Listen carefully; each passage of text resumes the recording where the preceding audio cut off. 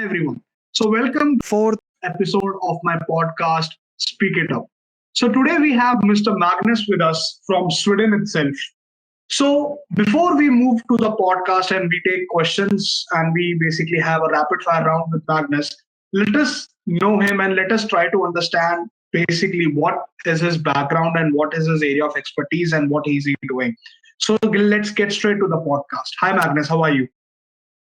Good morning from Sweden. Nice to meet you. It's an honor for me to have the possibility to say something to you in India from Sweden. Great. So what's the time there, first of all? Yes, I the background is that Kosh, I think you know Mr. Kosh. He has been living with me in my house for a couple of years. It's some years ago now. I think it was in 2012, 13, 14, something like that, almost 10 years ago. He was working in Lund, and he was a tenant in my house. It was a great pleasure to have him living with me. Very polite and kind man. And about myself, I have been involved in politics for my whole life. I'm 65 next year, but I've been involved in politics almost since I was 18 years old. It started when I was allowed to vote for the first time, 18 years old. And I think it was a very important decision to make the right choice. So I ordered a lot of information from different political parties and made my decision to join the Christian Democrats. It was a program that was very similar to my own values. And my opinion is that politics is important to be a part of. If you don't do that, you don't have the right to complain. If you just sit as a spectator and let others take the decisions. So for me, it was important to take part of this. And I have also experience from other things. I can also say I've been a member of the Swedish Parliament for a period. It was the period that Kosh was living with me, 2013 and 14. I was a MP in Sweden. And I have also done other things, of course, not only politics. I've been chairman for a rather big taxi company. Actually, according to customer index, the customers can tell what company they think it's the best. The company I was chairman for was the best in whole Sweden for a couple of years. It was very nice to have that experience to lead this company, and we were successful. I've heard from customers coming from other countries to Sweden. They said something like that: "Oh, if this company has been in my country, it hasn't been a taxi company; it has been a limousine company," and that was nice to hear because it was some kind of success for us to hear that. Yes, and others. I have 3 children and 3 grandchildren also. I like very much to be with them when I have the possibility. I'm going to meet them now in the Christmas time. Yeah. So you were telling about your family. So we can come to that point again. We can talk about our family more. Yeah. So who all are in your family right now, basically? And yeah. I'm now living in a town called Borås. It's in the west part of Sweden. I moved here for 6 years ago. And then I married a woman, Gunilla. And she has 3 children before with a man who died a couple of years ago. But I divorced from my wife, who I have 3 children with, about 12 years ago. So My three children are living, one in Lund, one in Eslöv, close to Lund, and one in Karlstad. It's a town about 300 kilometers from here. So I have two grandchildren in Karlstad and one in Eslöv. They are between 2 or 3 years, all of them. Right. So coming back to the politics background which you basically had, the audience, basically we have an Indian audience on a major part. So the Indian audience would just like to know an overview of how does the constitution or the politics or the politicians work in the part of Sweden. Yeah, basically we have three levels. The first is a kommun. It's a town. We have 290 of this in Sweden. Sweden is a rather small country, as you probably know, about 10 million totally in Sweden. But it's and there is 290 called kommun, and you have to elect to the kommun and the region and the parliament every 4 years at the same day. You have to make three votes, one for the first level kommun, and then one for the region, and one for the parliament. The parliament is the most important. They are making decisions about the laws for the whole country. The region made decisions about the health care and the regional traffic issues and some culture and that.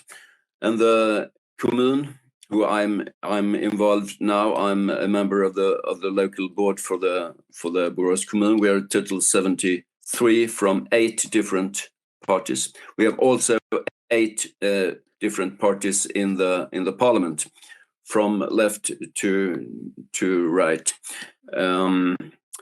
So everyone aged 18 or more have the possibility to vote every 4 years, and we have had elections now in September.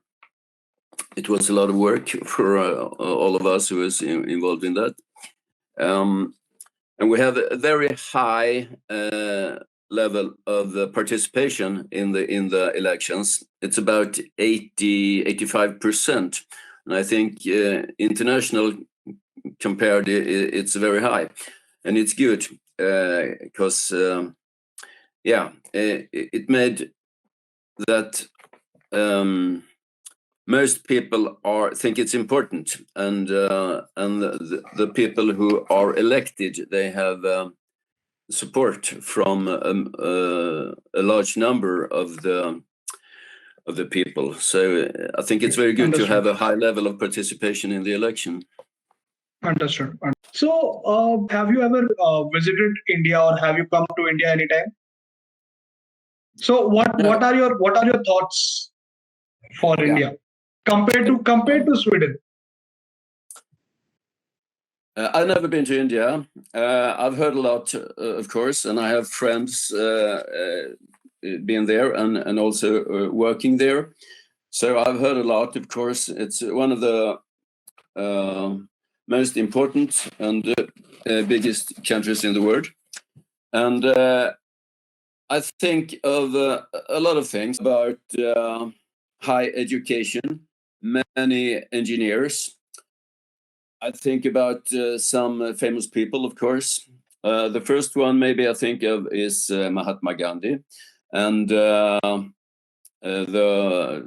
Indira Gandhi, Rajiv Gandhi, and maybe even those are very important politicians. Another person, I think, maybe even more important for me is Mother Teresa. What she stands for, and she's almost an icon for values, for humanity, and what she did for poor people. So she is maybe one of the most important people from India I think of.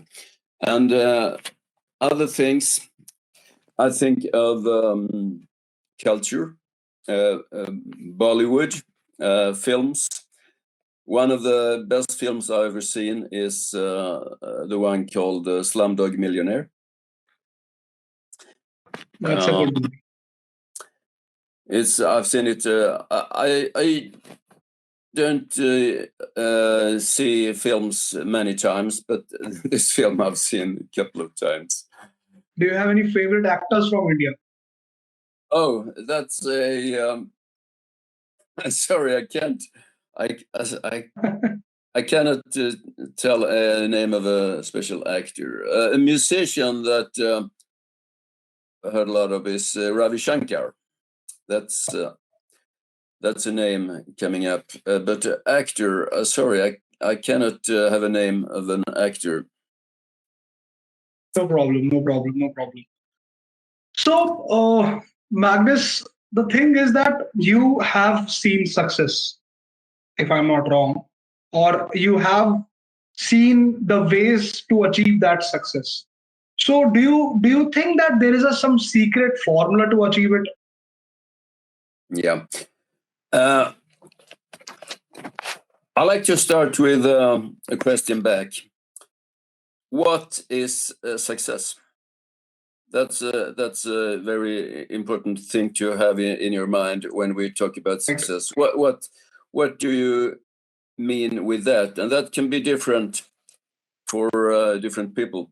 But it's important to have that. What does it mean? Is it a lot of money? Is it a family? Is it relations who you can feel safe together with? But I think maybe you mean how to have a position where you can have some impact on your country, and maybe how you build a successful company with a lot of customers and make money and so on. But for me, success is the most important thing of success is not to have a lot of money in your bank account, because that doesn't make you of course you need money, but there's things that are more important than that. But if we talk about success in that way, some keywords is effort. There is no such thing as a free lunch. You didn't get anything for free. It means to me that you must be reliable in what you say and what you do. You never promise more than you can do. Then the people in your around you gets disappointed. So that's some keywords, and of course, education. Education is a key for success, and it means for me that's very important that all people get the possibility to educate, men and women, of course. And I know. I don't know exactly how is it in India, so I can't say anything about that. But I know countries around the world that girls, women are not allowed to educate in a higher level, and that's Basically the problem here, I can tell you, is that not now, but before, it was that men were considered more superior to a woman in India in before times.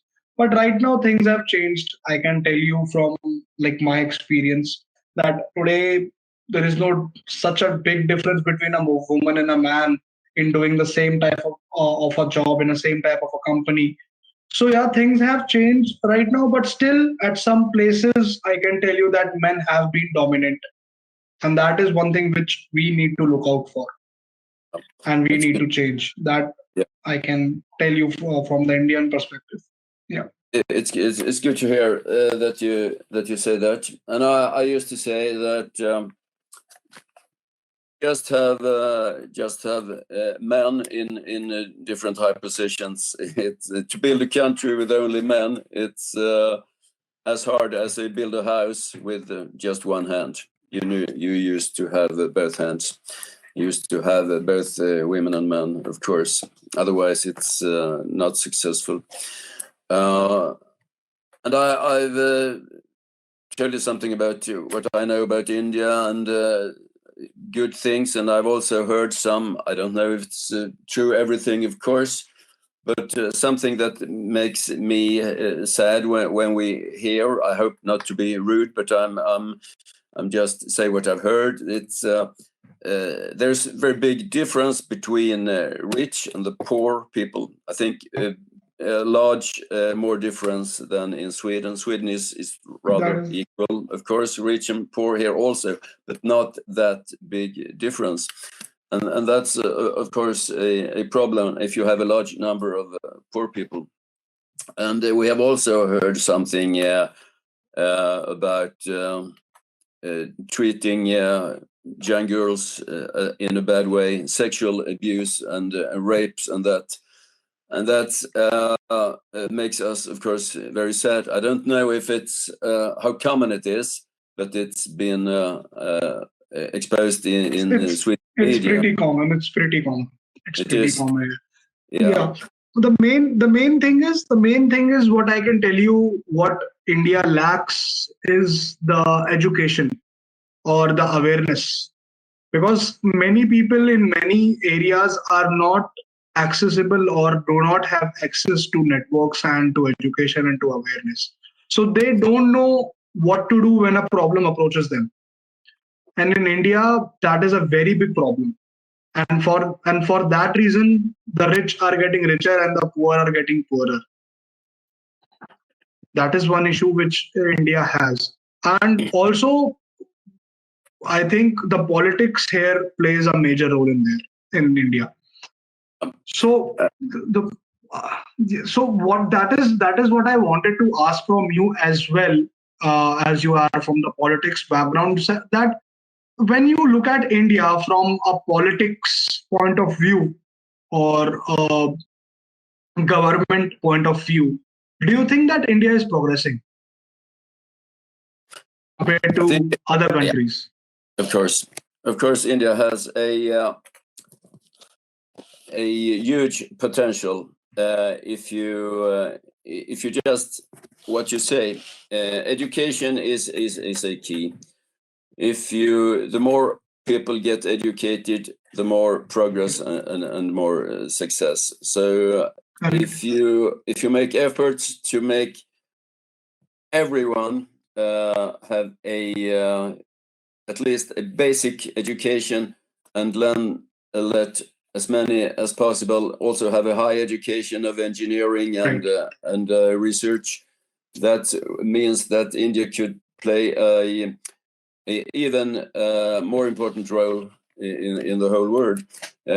Now it's much about United States, of course, and China, but India is beside of those countries the most important. I think it's how many people living in India? More than 1 billion, 1.2. 1.3 billion, right?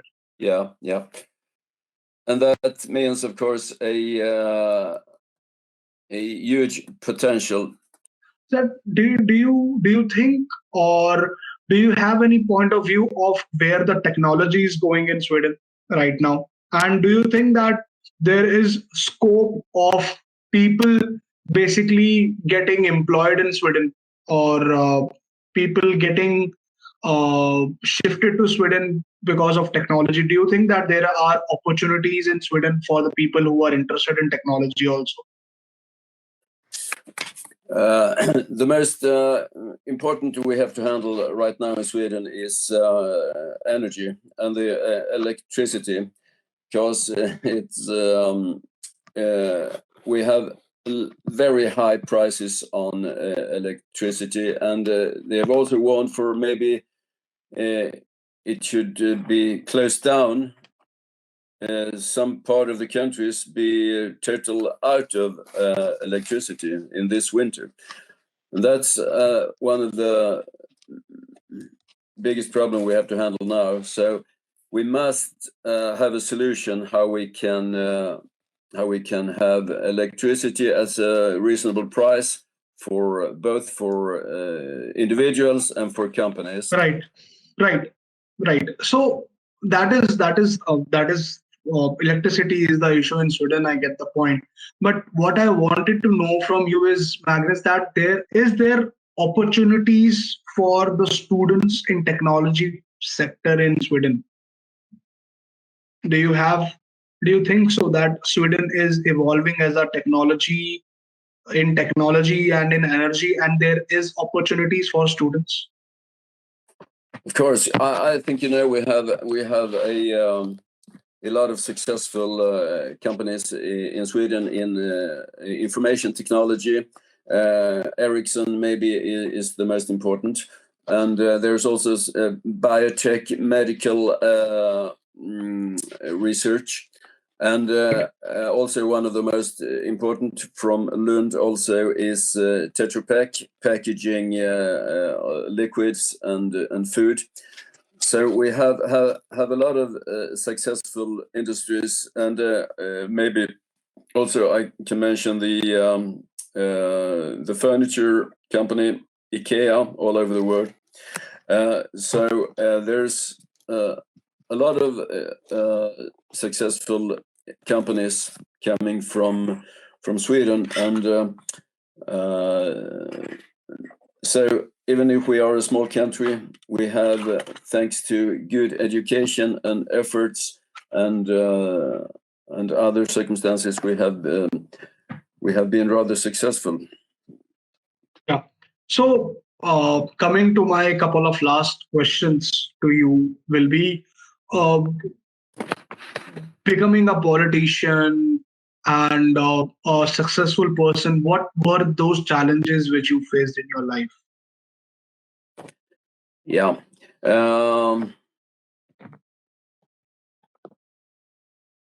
Yes, as I said before, it's how you see on the circumstances around you.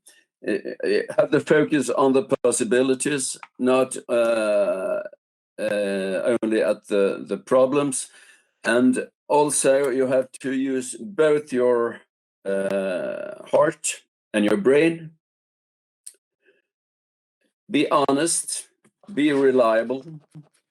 Don't do things you cannot stand for. Never lie to anyone. And you're always responsible for what you do. You can't blame others for what you do. That's important moral values for success, both for individuals and for a country, that you have there's ground to stand on, that you must be Right. reliable. Yeah. Got it. Understood. It your perspective matters to be, in fact. Your perspective is a thing which you should keep positive every time. Coming to my last question to you, Magnus, is that do you have any messages for the students who are right now basically coming onto opportunities, and do you want to give any message which they should be looking out for? I think it's almost the same, that must make efforts. You cannot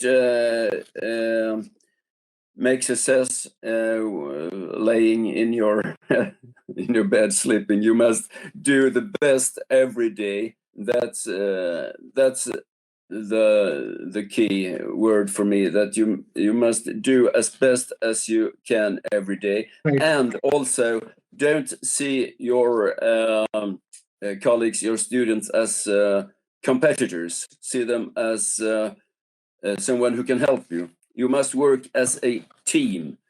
Right. Same thing as a football team or everything.